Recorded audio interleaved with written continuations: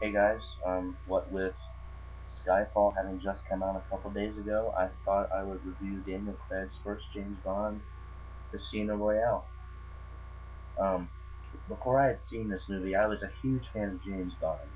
Like, I did a video, I think it was like a year ago, of all the Bond movies that I own, and I own all of them except for two, not including the new one. So, I had seen most of the James Bonds up until this point. And I was kind of disappointed that Pierce Brosnan was not going to be in this movie, but I didn't see this in theaters because I was 11 when it first came out. My dad thought I was too young to see it. And I think I waited until a year after it eventually came out that I finally could see it, and I bought it on DVD. And one of the things that disappointed me right away was there's no gun barrel sequence. If you've never seen another James Bond movie, or if you've never seen a video of this on the internet, the gun barrel sequence is the thing at the very beginning of every Bond movie where, the James Bond theme plays and then a barrel goes across the screen, the James Bond appears in that barrel, and he walks to the middle of the screen, shoots, blood pours down, and the barrel, goes down like the guy that was holding the gun died. And this isn't in that movie. There's like a minor variation of it, like at the very beginning, but it's not the same. And then in Quantum of Solace, they didn't fix that. They didn't really fix that either. There's one at the very end, but I didn't really like it. But Casino Royale was the first book that Ian Fleming wrote in the James Bond series, and I've read most of the first book. Um, I don't remember why I didn't finish it, probably because I thought it was boring. But there are a lot of changes between this and the book, and mostly because the book was written 54 years before the movie came out. So of course they had to modernize this movie a lot, but the what's the word the meaning is still the same. But the movie is about James Bond. This is his very first mission. He just got his 00 license, and he's on this mission to track down this terrorist named Rashid. And by doing this, he plays this mass poker game at Casino Royale. I believe that's where they actually play the poker match.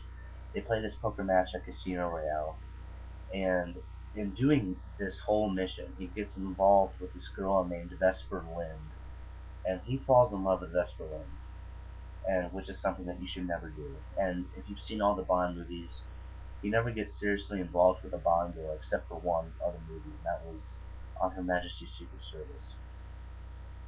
But they fall in love, and they end up basically defeating the Sheikh.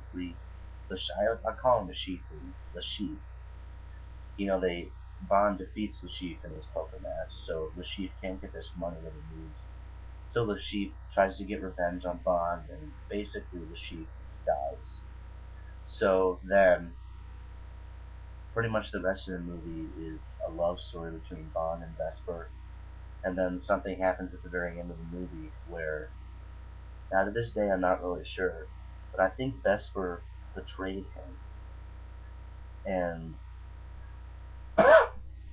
he says the bitch is dead, and that's the very last line in the Casino Royale book. But it's a very complex story. There's two plots going at the same time. One of them is that love story between Vesper and Bond, and the other one is Bond and Rashid.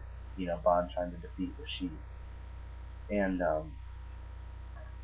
it's a very well done Bond movie. It's directed by uh, Martin Campbell, and he directed Pierce Brosnan's first Bond, Goldeneye, which is another great Bond movie. But if you've never seen Casino Royale and you plan on seeing Skyfall, I'd see Casino Royale. Quantum of Solace, a lot of people really hate Quantum of Solace, but I thought it was okay. And that's like I'm giving it a lot of leeway.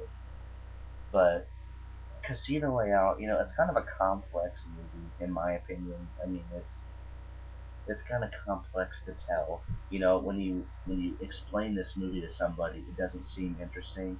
You just kind of have to watch it. But the movie revolves around poker and love and Bond's basic. This is like the movie that sets the standard for James Bond and the rest of the movies. You know, he knows now that he can't fall in love or get serious with a girl because something might happen to her, and he's learned his lesson in Casino Royale. Terrific James Bond movie. You know, Daniel Craig I don't think Daniel Craig is the best Bond ever. I mean, I still think probably Sean Connery or even Pierce Brosnan is better. But Daniel Craig is apparently, I saw this on the internet, he's apparently going to be in 5 more James Bond movies.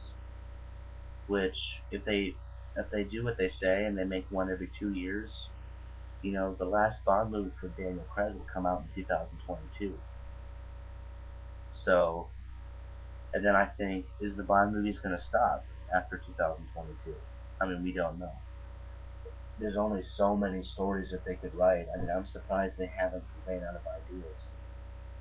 But I'm excited for Skyfall because Quantum of Solace is a sequel to Casino Royale, like a direct continuation of Casino Royale.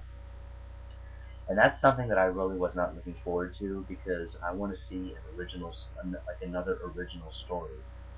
And that's why I'm excited for Skyfall. You know, I want to see an original Bond movie. I don't want to see another fucking sequel. Ugh.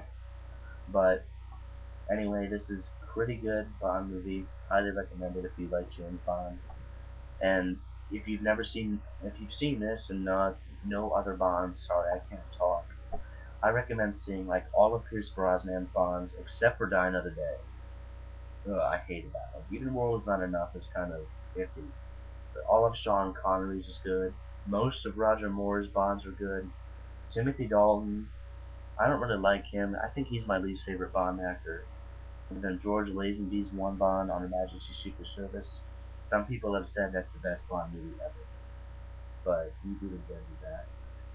But Casino Royale, really good Bond. Cannot wait for Skyfall. But this is it, guys, and I'll see you guys later.